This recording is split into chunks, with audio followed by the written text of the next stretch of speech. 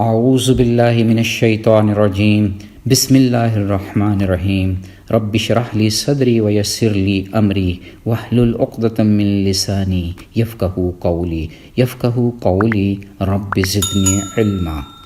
19واں پارہ مبارک وقال الذین 19 رکوع اور 343 آیات مبارکہ پر مشتمل ہے۔ 4 رکوع اور 57 آیات پر مشتمل باقی ماندہ سورہ فرقان کی تکمیل ہو رہی ہے۔ اسی پارہ میں مکمل سورہ الشعراء 11 رکوع اور 227 آیات کا احاطہ کر رہی ہے۔ پھر سورہ نمل کے پہلے 4 رکوع بھی اسی پارہ کا حصہ ہیں۔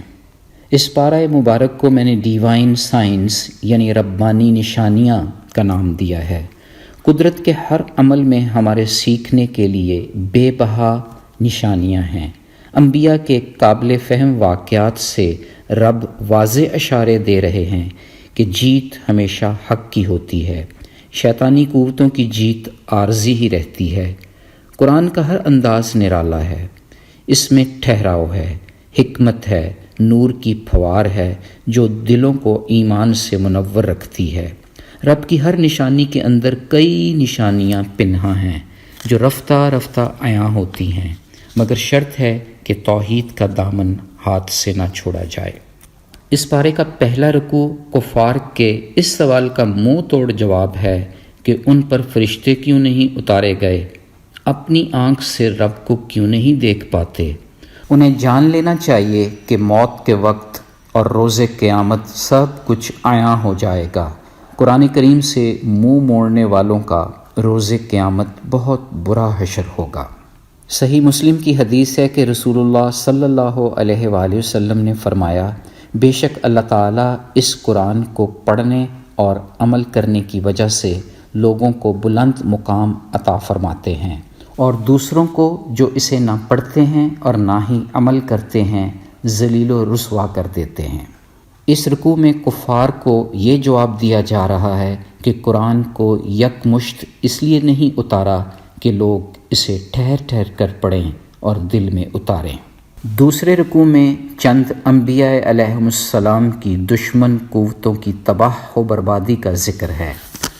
موسیٰ، ہارون، عاد، سمود، نوح کی اقوام کے عبرتناک انجام سے نوح انسانیت کے لیے سبق ہے کہ آج محمد مصطفیٰ صلی اللہ علیہ وآلہ وسلم سے انکار کرنے، اس کی تعلیمات سے روگردانی کرنے اور آپ صلی اللہ علیہ وآلہ وسلم کا مذاق اڑانے والوں کا بھی ویسا ہی انجام ہوگا۔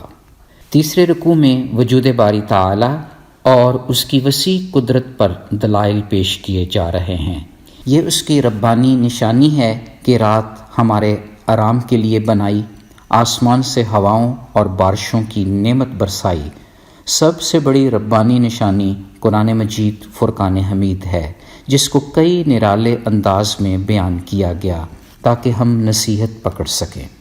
وہی تو ہے جو نمکین اور میٹھے پانی کے سمندروں کو ملا کر رکھے ہوئے ہے۔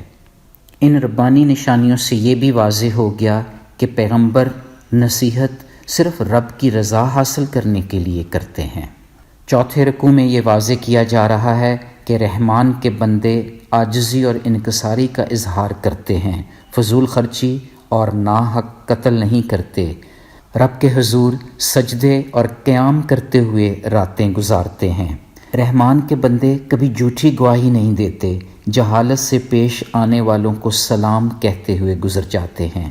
مزید واضح ہو گیا کہ رب کی جانب رجوع کرنے والوں کے تمام گناہ معاف ہی نہیں کر دیے جاتے بلکہ انہیں نیکیوں میں بدل دیا جاتا ہے۔ پھر اس پارے کے 5ویں رکوع اور سورہ شعراء کے پہلے رکوع میں حق کو جھٹلانے والوں کو ربانی نشانیوں کی طرف توجہ دلائی جا رہی ہے۔ اللہ رب العزت نے ہر طرح کی عمدہ نباتات کے جوڑے اگائے ہیں۔ پھر 6، 7 اور 8ویں رکوع میں موسیٰ علیہ السلام کا اپنی قوم کو رب کی پہچان کروانا، فرعون کے مکر و فریب کا مقابلہ کرنا، اس کے جادوگروں کا سجدہ میں گر جانا اور پھر فرعون کی قوم کا عبرتناک انجام تاریخ انسانیت کی ربانی نشانیاں ہیں جو ہمیں غور و فکر کی دعوت دیتی ہیں۔ 9ویں رکوع میں حضرت ابراہیم علیہ السلام رب تعالیٰ کی وحدانیت کا اعلان کر رہے ہیں۔ ان کا اپنی قوم اور والد سے سوال و جواب اور حکمت سے بھری دعائیں ہمیں غور و فکر کی دعوت دے رہی ہیں۔ اے اللہ، ہمیں بھی حکمت عطا فرما اور نیک لوگوں میں شامل کر دے۔ 10ویں رکوع میں حضرت نوح علیہ السلام کی نصیحت اور قوم کا اسے قبول کرنے سے انکار شامل ہے۔ پھر نوح علیہ السلام کی قوم کو دھمکی اور ان کی بد دعا کا تذکرہ بھی اسی رکوع میں ہے۔ 11ویں رکوع میں حضرت ہود علیہ السلام کا وعظ اور قوم کا رد عمل ظاہر کیا جا رہا ہے۔ قوم عاد پر اللہ تعالیٰ کے احسانات کا اظہار بھی ہے۔ آخر میں قوم عاد کی نافرمانی اور ان کی ہلاکت کا ذکر ہے۔ 12ویں رکوع میں حضرت صالح کا اپنی قوم کو وعظ پیش کیا جا رہا ہے۔ قوم سمود کو نعمت الہی کی یاد دہانی کرائی جا رہی ہے۔ صالح کی اونٹنی کا معجزہ اور قوم پر عذاب کا بیان بھی اسی رکوع میں ہے۔ 13ویں رکوع میں حضرت لوط علیہ السلام کا قوم کو نصیحت کرنا، قوم کی پیغمبر کو دھمکی اور پھر قوم کی ہلاکت کے واقعات شامل ہیں۔ 14ویں رکوع میں حضرت شعیب علیہ السلام کو اہل مدین کی طرف رسول بنا کر بھیجنے کا تذکرہ ہے۔ پھر قوم شعیب کے رد عمل اور عذاب الہی کی ربانی نشانیاں پیش کی گئی ہیں۔ یوں چھٹے رکوع سے لے کر 14ویں رکوع تک فوٹوجینک قسم کے واقعات سے پوری انسانیت کے لیے رہتی دنیا تک یہ پیغام پہنچ گیا کہ رب ہمیشہ حق والوں کا ساتھ دیتا ہے۔ اس رب تعالیٰ کی رٹ ہر حال میں قائم ہو کر رہتی ہے اگر حق کے راستے میں ہمیں یقین کامل ہو جائے کہ وہ ہمارا ساتھ دے گا۔